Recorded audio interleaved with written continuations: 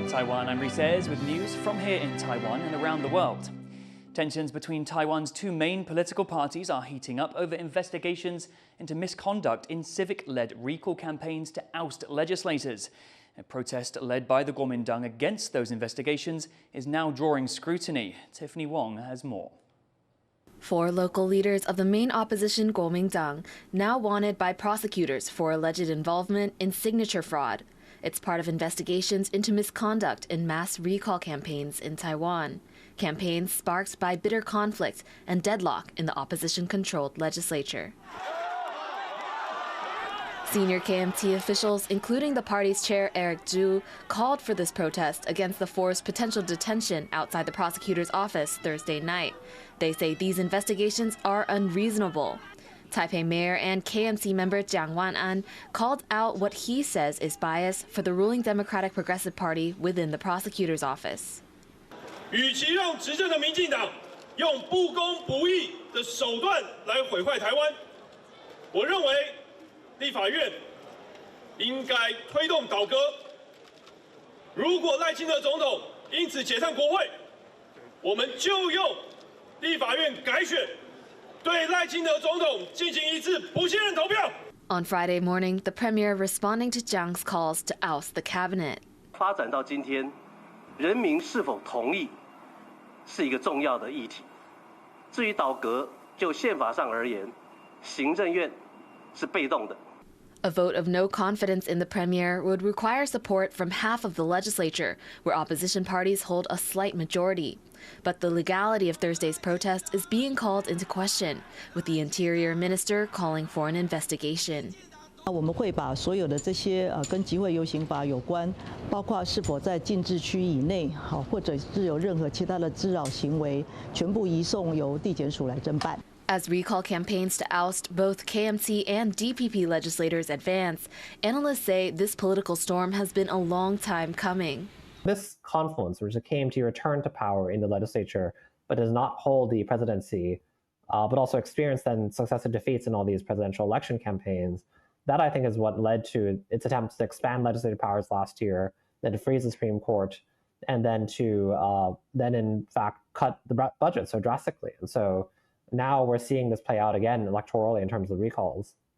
The KMT is calling for another rally outside the presidential office on April 26th to call for a vote of no confidence in President Lai Ching-te. And as political parties get more involved in these civic-led recall campaigns, it's a time of reckoning for lawmakers and their parties. Justin Wu and Tiffany Wong for TaiwanPlus. New regulations on how the death penalty is carried out in Taiwan come into force today. And the rules are drawing fierce criticism from rights groups that say they remove some legal protections. Rick Gov't has been following the issue of capital punishment in Taiwan and joins us live from our newsroom in Taipei. Rick, what do these changes mean?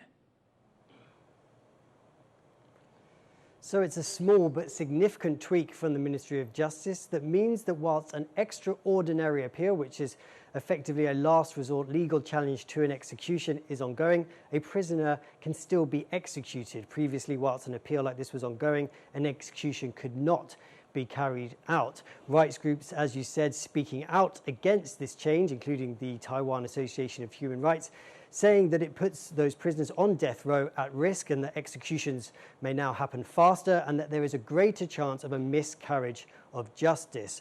The death penalty is a big issue here in Taiwan. There's widespread support for it among the public.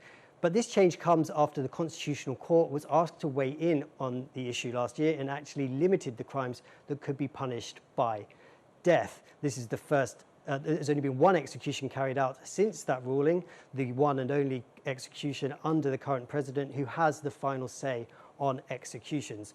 So to find out more about the issue of capital punishment in Taiwan, I spoke to Taipei-based lawyer Casey Yang, and I began by asking him if this change would mean more executions here in Taiwan. It might be, but however, this new rule is not going to say the government should execute more people. This new rule is trying to loosen the rule for the government to execute. For example, in the past, this rule put down some limitation for the government cannot execute. However, in the new rule, it take away a little bit limitation. The original rule was that if there was some pending case, such as constitutional appeal or such as another kind of remedy, is taking place, that the death penalty cannot be carried out. However, this rule has been removed. So nowadays, the government can carry out the execution, even if those cases still have some pending in the court. Given that this change has seen opposition from human rights groups, legal professionals, why do you think the current Taiwan government would want to make this change to the death penalty? In my opinion, the government, they want to respond to the public opinion, because many Taiwanese people in the past criticized that the death penalty for being carried out too slowly. So I think this is a major issue for the government to do this. They want to take out some limitation, so they can easily to carry out the execution. The execution of the death penalty has always been highly political in Taiwan, because in Taiwan it is easily stir public emotion. So the politicians like to manipulate this issue in Taiwan, and sometimes the government may also choose to carry out execution when their approval rating are low to please the public. So this issue is always public. It's not merely the legal issue. It's always a political issue in Taiwan. And why is there so much support for the death penalty in Taiwan? In my opinion, I think that because Taiwanese people believe the concept of karma and the idea that those who kills others should themselves be killed. I think another reason might be that a sensational media coverage of serious crime, that media always highlight the cruelty of the crimes and the suffering of the victim. So it's very easily to stir public emotion and feel strong anger and a desire for revenge against the offender in the general public. There's currently 36 people on death row in Taiwan, people that, of course, now are facing an even more uncertain future. Rights groups here calling for these new rules to be suspended so they can be investigated and there can be greater transparency. Thanks, Rick. And that was lawyer Casey Yang speaking there too. President Lai Ching-te is doubling down on support for Taiwan's fishers ahead of key tariff talks with the US. 咱袂因为讲为了要去谈判，甲咱农业、渔业来牺牲掉的，袂有这个代志啦。所以咱来牺牲任何一个行业，迄就会影响社会一部分的人。这唔是政府要去进行的工作。 Lai made the comments at a meeting with aquaculture representatives in southern Taiwan. He's promising more than $3.5 billion for the industry as it braces for a potential 32% tariff on exports to the US. That levy has been paused for 90 days, and Taipei is moving to work out a deal with Washington.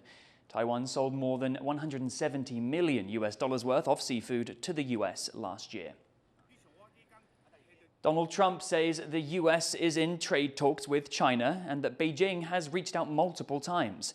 That's despite China saying the potential for dialogue lies in Washington's hands. Rosie Greninger reports. Weeks since the US imposed massive tariffs on imports from China, President Donald Trump has signalled the world's two biggest economies are in talks to end the tit-for-tat hikes. I would say they have reached out a number of times. He or they? Well, the same. I view it very similar. It would be top levels of China. And if you knew him, you would know that if they reached out, he knew exactly. He knew everything about it. He runs it very tight, very strong, very smart. And yeah, we're talking to China. The US president adding he would delay a deal on Chinese-owned social media company TikTok until the trade issues with China are worked out. Washington has imposed across-the-board tariffs of 145% on Beijing, with China striking back by raising its own levies on goods from America to 125%. China has not confirmed any talks, only saying they are willing to resume dialogue. 单边加征关税措施完全由美方发起，解铃还需系铃人。我们敦促美方立即停止极限施压，停止胁迫讹诈，在相互尊重的基础上，与中方通过平等对话解决分歧。 Both countries have also taken non-tariff punitive measures against each other. Beijing has imposed export controls on a range of rare earth minerals and magnets, crucial for the US in manufacturing high-tech products, while Washington is planning to impose fees on Chinese-owned or built ships that dock in the US. The escalating trade war has seen Chinese President Xi Jinping seek closer relations with Asian neighbours. The Chinese leader shored up relations with Vietnam, Malaysia and Cambodia this week during a three-nation trip. 习近平主席这次访问，对目前的形势相当有利，相当有必要。因为目前中国和美国打经济战嘛，对吧？我们要把东南亚国家就是发展和把东南亚国家的关系呢搞好。 Trump had a different reaction to Xi's tour, saying it was aiming to, quote, screw the United States. And despite the US president's confidence that a deal can be made with China, his tariff war could be opening up diplomatic options for Beijing, strengthening Xi's hand in any negotiations. Alex Chen and Rosie Greninger for TaiwanPlus. The CEO of the world's leading chip designer, Nvidia, says the company will continue to make products for China despite US regulations clamping down on their sale. And so we're going to continue to make significant effort to optimize our products that are compliant with the regulations and continue to serve the Chinese market. Huang is in Beijing after the US announced it will ban the sale of Nvidia's H20 chips to China. The H20 is an AI chip specifically made to conform to earlier US export controls. Nvidia says it will lose $5.5 billion in revenue from the ban. US officials say a Chinese satellite imagery company has provided intelligence to Yemen's Houthi militants. The US State Department said Changguang Satellite Technology, which has links to China's military, provided the Iran-backed Houthis with satellite imagery for attacks on US warships and international commercial vessels in the Red Sea. The US has since retaliated against the Houthis with multiple airstrikes to keep the critical shipping routes open. A US official also said Beijing ignored Washington's concerns about the Chinese firm's actions during a private meeting. China has not responded. Taiwan's military says 17 of its reserve brigades would receive a total of 850 surveillance drones this year. The military says the reservists have begun practicing with the equipment at its new drone training center in the southern city of Tainan. Taiwan's military has come under criticism for its slow adoption of advanced drone technology and a lack of resources. The death toll continues to rise after a dredging ship capsized off the coast of the Philippines. The Philippine Coast Guard says 4 people have been confirmed dead and 7 are still missing. The Hong Hai 16 had 13 Filipino and 12 Chinese crew members on board when it overturned on Tuesday. Officials say 14 people have been rescued and that search and rescue efforts are ongoing. Myanmar's military junta has released nearly 5,000 prisoners to mark the country's traditional New Year on Thursday, according to state broadcaster MRTV. Among the pardoned are 13 foreigners who will be deported and at least 22 political prisoners. Deposed civilian leader Aung San Suu Kyi continues to be held in detention. Some other prisoners have received reduced sentences. However, this does not apply to those convicted of serious crimes such as murder and rape or charged under security laws. Mass amnesties are often granted in Myanmar for national holidays and Buddhist festivals. Thank you for watching What's Up Taiwan. Before we go, check out these animals enjoying some early Easter treats at a zoo in the UK. I'm Reece. Take care and see you next time.